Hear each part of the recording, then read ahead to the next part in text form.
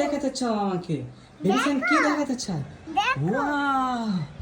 তোমরা বন্ধুরা দেখো, বেবিসান আসলে আমাদেরকে সুন্দর একটা জিনিস দেখাচ্ছে। আর এখানে দেখো কতগুলো ফুল ফুটছে। এই প্রথম আমাদের বাগানে এতগুলা ফুল ফুটছে, তাই না?